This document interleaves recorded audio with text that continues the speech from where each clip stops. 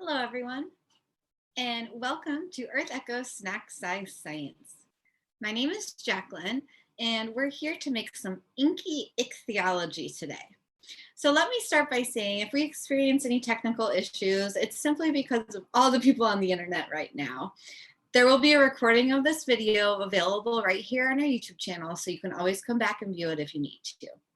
So let's get started with Snack Size Science, Inky Ichthyology, which is kind of a tongue twister. And if you don't know, ichthyology is the study of fish. So here's what you'll need today.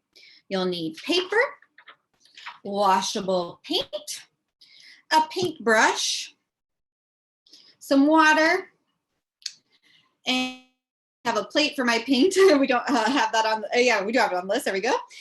Writing utensil, and last but not least, a model of a fish. So a little background for you all. Gyotaku, which is what fish prints are called, is a traditional form of Japanese art that began over 100 years ago as a way for fishermen to keep a record of the fish they caught. They would apply ink to one side of the fish that was freshly caught, cover the fish with rice paper, rub the rice paper on to create an exact image of the fish, which is what you're seeing on your screen here. The ink was non-toxic and allowed for the fish to be processed for eating while preserving records of the species and the size of the fish that had been caught. So nowadays, Gyotaku can be made from real fish, if you like, or rubber models, and they're used in lots of art and even some clothing. So today we're going to use Gyotaku, or fish printing, to make art with a little bit of science. But before we do that, let's talk about fish fins for just a minute. So I have a model of a bluegill here, which is a type of freshwater fish. And I just wanted to point out the main fins that you will find on a fish. For some species, they have modified fins, different fins, but for the most part, you're going to find the fins that you see here on the screen on every fish. So we have the dorsal fin on top, the caudal fin, the anal fin, the pelvic fin, pectoral fins, and in a minute, and a little bit later, we're going to talk about what all of those fins do for the fish in the water. But let's get to the fun part today, which is our Gyotaku, or our fish prints, or our Inky Ichthyology. So I'm going to be using my rubber bluegill model today. So you can see it here. I'm going to put it under the camera right here. Make sure you guys can all see him. Or her. So first I'll take my model and I'm going to lay it to the side here. I'm going to grab my paper, and I'm just using regular old printer paper. You want to use paper that is not any thicker than like a really thick piece of construction paper. And you'll see the reason for that when we get started here. So make sure you have your paper on your side. And of course, on my table, I have our pro tip of using a puppy pad in case I do spill any water or anything. So first is to get our paint set up. So I just have my washable paint here. You can see I was practicing earlier. So I'm going to take some and just put a little on my plate. I picked blue because it's my favorite color.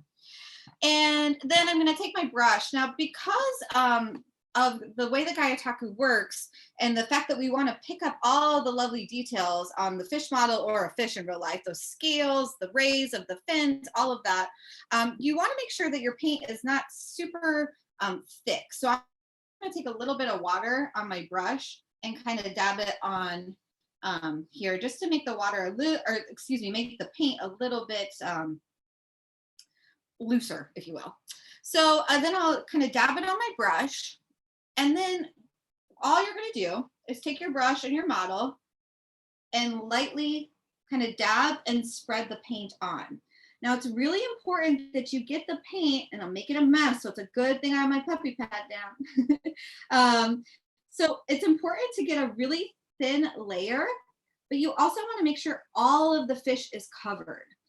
And the reason for that is the transfer onto the paper. We want to make sure that we get all these awesome details of the fish's body. So like I was saying, the scales, even the eye, there's something on around the gills called the operculum that we can see.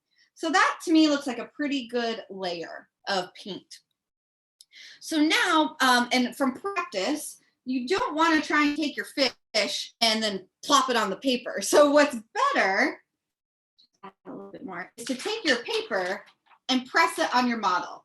So you'll press it here just with your hands. Make sure you kind of press down and get all those points. So you can see why you want to use thinner paper.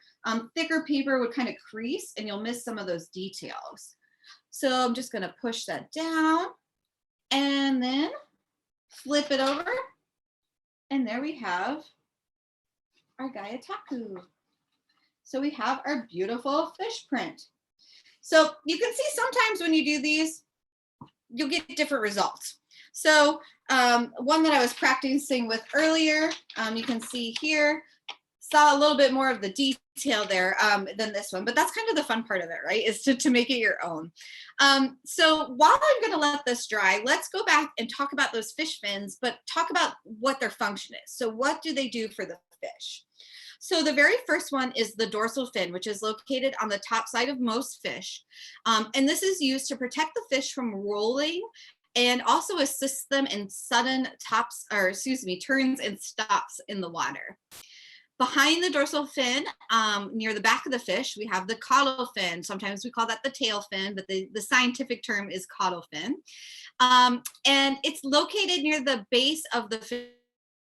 And that part is called, of the fish, is called the caudal peduncle. And it's just a really fun word that I like to say. So the caudal fin comes off the caudal peduncle. And the tail fin or the caudal fin is used for fish locomotion. So that's primarily responsible for how the fish moves around in the water. Moving down on the fish, we have the anal fin. And the anal fin is used to stabilize the fish while swimming. So it helps keep its body straight in the water column. Moving around the fishes there, the pelvic fin. So I like to imagine that's where a fish's hips would be or a pelvis would be if they had that. And so those are used to control the direction in which the fish is moving. And last, but certainly not least, would be those pectoral fins. So if you think about where your pectoral muscles are, the pectoral fins on a fish are kind of in that same area. And those, usually you'll have one on each side of a fish's body. And they are used for balancing and steering in the water. Some species like parrotfish actually use those pectoral fins for locomotion too, but all of the fish fins kind of work together in order to make sure the fish is moving in the water column the way it wants to and not spinning out of control and all of that. So once your Gyotaku has dried, which may take a little bit of time depending on the paper and things that you use. Mine's still a little bit wet, but that's okay for today. We're going to label our Gyotaku to make it look scientific, so much like a scientific drawing. So remember at the top here, we have the dorsal fin. Then near the back of the fish, we have our caudal fin. Right here, so my bluegill model, because it's a model, it's not as the fins aren't separated like they would be on a real fish. So back here we have the anal fin, then we have the pelvic fin. Up here, which is in the body of the fish, I'll show you on the model here.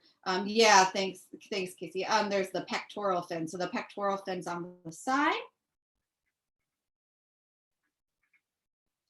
And then if you'd like, you can also, depending on how scientific you want to be with your Gyotaku, you could label the eye, you could label the operculum. If I want to get really fancy, since I know this is a bluegill, which again is a species of freshwater fish, I can actually write the scientific name, which is Lepomis macrochirus, on my paper.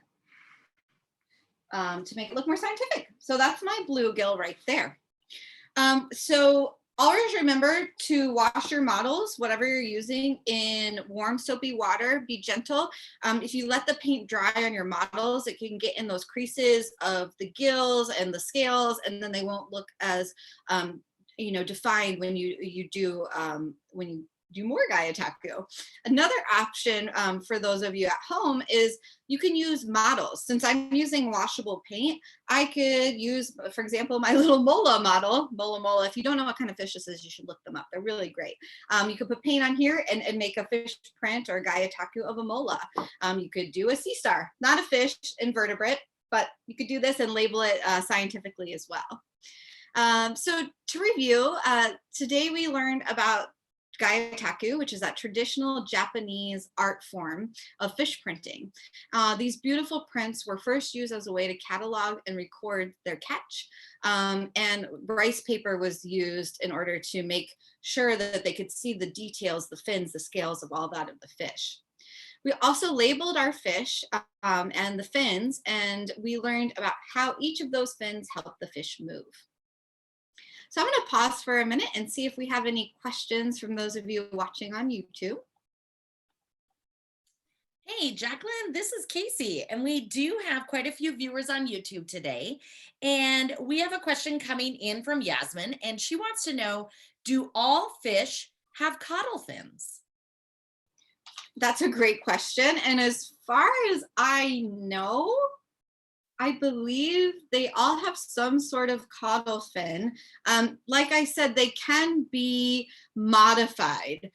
So if I show you this model, this little plastic or toy I have of a mola here, the caudal fin looks a lot different from the caudal fin on that kind of generic fish. It even looks different from the caudal fin on the bluegill. So there's lots of variation in fins in fish, but the caudal fin will still be there in most cases that I know of. Good question. That is a great question. Another question we have coming through is, what is your favorite thing that you've ever done a fish print on?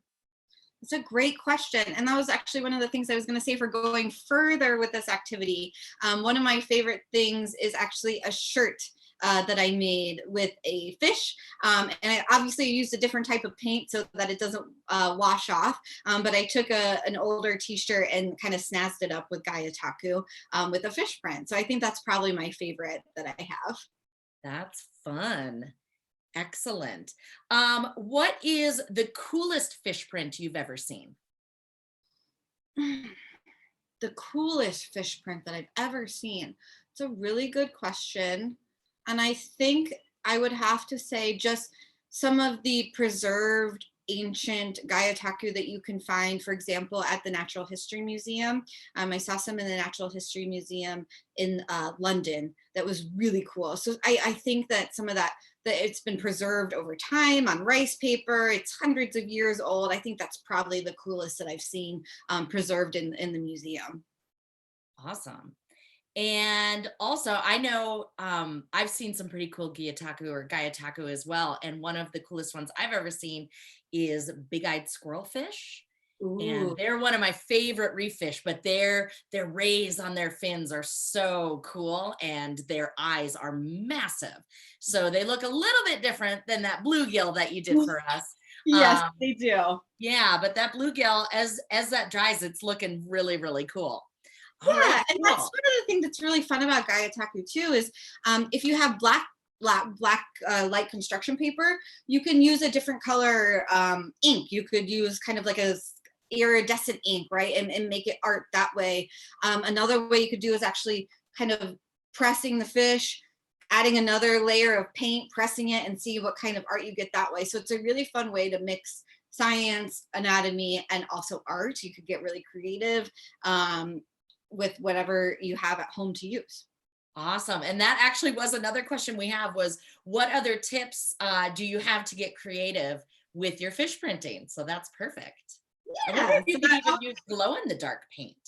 Glow in the dark paint would be really nice. I've seen, like I said, you can do shirts. If you have old shirts around the house, you know, dish towels, things like that, just to kind of spice things up with some science and nature, I think is really pretty. And we have another question coming in. Do you know if Japanese fishermen did this for even the really, really big fish that they caught? So I don't know for sure. We would have to research that one, but I have a feeling that the majority of fish that were caught, they wanted to keep record. They wanted to make sure that what they were seeing was coming back after year to eat. And then also just, any new species or anything like that they found. Now, if they caught for example, a large grouper or something, that would take a lot of rice paper. So maybe that was a sketch and not a fish print. I don't know. That's something that we would look up. We can look up, but I think that's a great question. And I did just a quick search on our friend the internet, and it does date back to the mid 1800s. There we go. So it would be very cool to research a little bit more and see some of those historical fish prints. Definitely. And that's something you can do to take this further. Do we have any other questions, Casey? I think that wraps it up. Okay, great.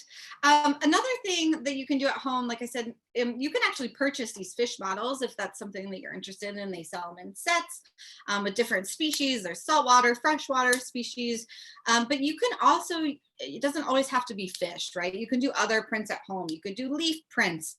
Like I was saying, you could use a sea star. This is a little sea star toy model. You could actually use both sides of this and then label that scientifically as well, because the paint's washable, which is really great. So make sure you get your parents' permission before you take some shells or some models and make prints out of them. But it's a great way to make art and then also learn about the structures and the anatomy of different creatures as well. All right, so if you don't have any more questions, I just wanted to encourage everybody, you can actually learn more about sustainable fishing and how we're looking at sustainable fishing in the future with EarthEcho's expedition, What's the Catch? This was our expedition that we went on in 2019 to Plymouth, England, where we looked at we talked to engineers, scientists, fishermen, fisherwomen, all about how we can keep fishing sustainable for our future. I also would encourage you to tune in again right here on our YouTube channel this Friday at noon for another Snack Size Science, and you'll be learning how to make your own frozen fossil. Sounds really fun. Be sure to subscribe to our EarthEcho channel to catch all of our virtual programs like Snack Size Science and other virtual programs that we have scheduled for this month. And I want to thank everybody for stopping by today. I hope you had some fun and learned something along the way. Our mission here at EarthEcho is to inspire young people worldwide to act now for a sustainable future. You can support our mission by donating when you can. You can see the link there to our website to donate. So once again, thank you for joining us today. From all of us here at EarthEcho International, stay safe, healthy, and keep exploring. Bye, everyone.